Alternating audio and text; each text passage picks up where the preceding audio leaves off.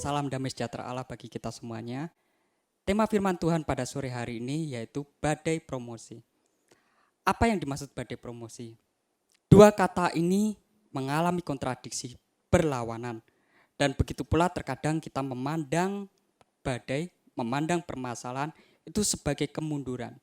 Padahal Tuhan bisa memakai badai itu untuk promosi kehidupan kita. Mari kita sama-sama dasari di dalam firman Tuhan di dalam Kejadian 50 ayat ke-20. Di dalam terjemahan bahasa Indonesia masa kini dikatakan firman Tuhan, kalian telah bermufakat untuk berbuat jahat kepada saya, tetapi Allah mengubah kejahatan itu menjadi kebaikan.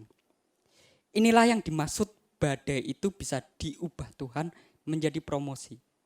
Karena dasar firman Tuhan melalui kitab Kejadian ini menggambarkan kisah daripada Yusuf sendiri. Bagaimana Yusuf mengalami permasalahan. Kita tahu Yusuf memiliki mimpi yang sangat indah. Tuhan janjikan begitu indah di dalam kehidupannya. Tetapi setelah mimpi itu berlalu, Yusuf justru menghadapi berbagai ujian, berbagai badai. Kita melihat seakan-akan terjadi kemunduran. Sudah enak sedikit ya, tetapi hidupnya tiba-tiba oleh saudaranya dijual. Dijual menjadi hamba. Setelah dia dibeli, tinggal di rumah Potifar, harus lagi mengalami kejadian yang sangat tidak menyenangkan. Dia kembali harus dikecewakan, dia kembali difitnah dan akhirnya masuk di dalam penjara. Seakan-akan badai itu begitu kuat, seakan-akan badai itu membuat kehidupan Yusuf semakin tenggelam. Tetapi kita melihat ending daripada kisah itu, justru ujian-ujian itu membawa Yusuf semakin dekat kepada istana, semakin dekat kepada promosi, semakin dekat kepada janji Tuhan. Mari kita memandang pada sudut pandang yang tepat, yaitu badai permasalahan yang ada, di balik itu semuanya Tuhan bisa mengubahkan kejahatan atau hal yang tidak enak itu menjadi kebaikan di dalam kehidupan kita. Saya ambil contoh, di dalam kita bekerja, ada promosi, kenaikan jabatan. Hal yang kita lakukan adalah kita melalui tes. Ada tes-tes yang harus kita lalui untuk promosi. Mungkin tes administrasi, tes kompetensi. Lalu kita akan diuji, diwawancara. Kalau orang menghadapi promosi, yang terjadi adalah dia menghadapi ujian demi ujian, tes demi tes itu dengan sukacita. Karena dia memandang ada promosi, dia memandang ada harapan yang baru. Begitulah sudut pandang yang tepat saat kita melihat permasalahan hidup. Kita melihat wabah saat ini. Kita melihat keterpurukan yang saat ini terjadi. Kita harus memandang dengan cara pandang yang tepat, yaitu Tuhan bisa mengubahkan segala sesuatu yang terjadi di dalam kehidupan kita untuk mendatangkan kebaikan. Mari sama-sama kita dasari di dalam firman Tuhan, di dalam kitab Wahyu 2 ayat ke-10. Akan saya bacakan. Jangan takut terhadap apa yang harus engkau derita. Sesungguhnya iblis akan melemparkan beberapa orang dari antaramu ke dalam penjara supaya kamu dicobai dan kamu akan beroleh kesusahan selama 10 hari. Hendaklah engkau setia sampai mati, dan aku akan mengaruniakan kepadamu mahkota kehidupan.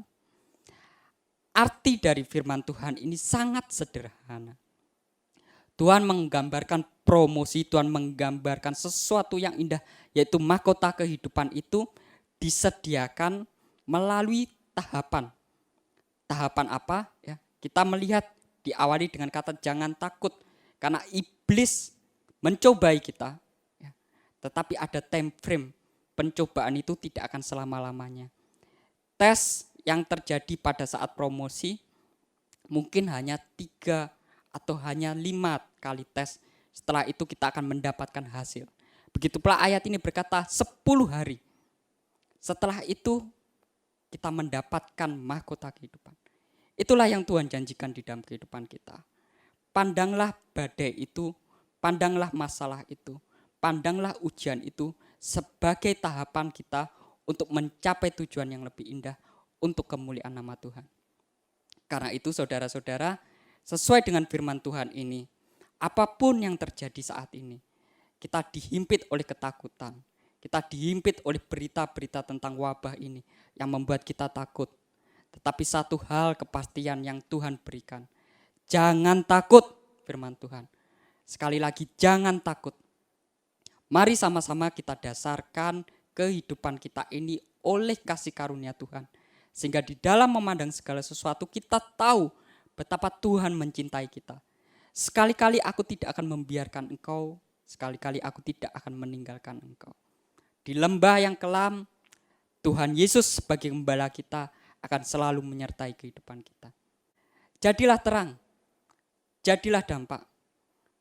Kita lakukan segala sesuatu untuk kemuliaan nama Tuhan.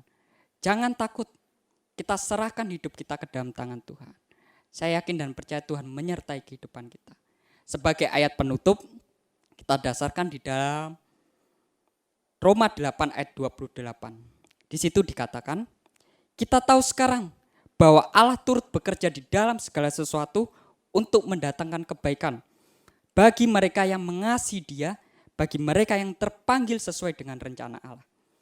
Diawali dengan kata kita tahu sekarang. Karena pada saat permasalahan itu datang, pada saat badai itu datang, kita tidak tahu kenapa hal itu terjadi di dalam kehidupan kita. Berbeda dengan cerita Yusuf, kenapa kita bisa memandang itu sebagai suatu kebaikan, karena kita sudah tahu ending daripada cerita itu. Tetapi di dalam case kehidupan kita, pada saat permasalahan itu datang, kita tidak tahu kenapa kita ada masalah. Dan cara pandang yang salah kita mengukur apa yang salah di dalam kehidupan kita. Tetapi satu hal, kalau kita memandang bahwa ujian itu, di balik badai itu ada promosi dari Tuhan, maka membuat kita tenang menghadapi segala sesuatu. Dan pada saat badai itu sudah berlalu, kemenangan sudah tersedia, ayat ini mengkonfirmasi. Kita berkata bahwa kita tahu sekarang kenapa dahulu seperti itu. Kenapa saya harus menghadapi segala sesuatu. Karena itu saudara-saudara, pada malam hari ini kiranya firman Tuhan ini menjadikan kekuatan di dalam kehidupan kita. Jangan takut, jangan bimbang terhadap apapun yang harus kita hadapi. Justru di saat seperti ini, di saat kegelapan melanda, justru terang itu kita tunjukkan. Justru semangat itu harus ada di dalam kehidupan kita. Karena itu harapan daripada saya melalui firman Tuhan ini, sama-sama biarlah apapun yang kita hadapi di dalam kehidupan ini, kita mengucap syukur kepada Tuhan. Kiranya Tuhan Yesus Kristus menyertai kehidupan kita dimanapun saudara-saudara berada. Sama-sama saya akan memimpin kita di dalam doa. Kita sama-sama tundukkan kepala, kita masuk di dalam doa. Tuhan Yesus Kristus, terima kasih Tuhan untuk kasih karunia-Mu di dalam kehidupan kami. Kami mengucap syukur firman-Mu. Biarlah firman-Mu Tuhan menjadikan kekuatan di dalam kehidupan kami, menjadi pelita di dalam setiap langkah kehidupan kami. Biarlah melalui firman-Mu saja Tuhan menjadikan kekuatan di dalam kami menghadapi setiap ujian yang ada. Kami berharap Tuhan, biarlah hikmat-Mu memimpin kehidupan kami, sehingga di dalam memandang masalah kami tahu bahwa di balik segala sesuatu ada kebaikan yang Kau sediakan. Karena itu Tuhan, kami menyerahkan seluruh kehidupan kami, masa depan kami, keluarga kami, kesehatan kami, pekerjaan kami, sekolah kami, bahkan pelayanan kami ke dalam tangan-Mu. Kiranya Tuhan Yesus yang memimpin kehidupan kami. Dan Tuhan masuklah ke dalam hati kami, pimpinlah kami di dalam segala hal. Biar melalui kehidupan kami, terang-Mu bercahaya, sehingga orang boleh melihat perbuatan kami yang baik dan memuliakan Engkau yang berada di dalam kerajaan surga. Terima kasih Bapa, inilah doa dan ucapan syukur kami. Hanya di dalam nama Tuhan Yesus kami berdoa ucap syukur. Haleluya, amin. Sampai jumpa, Tuhan Yesus Kristus pasti memberkati.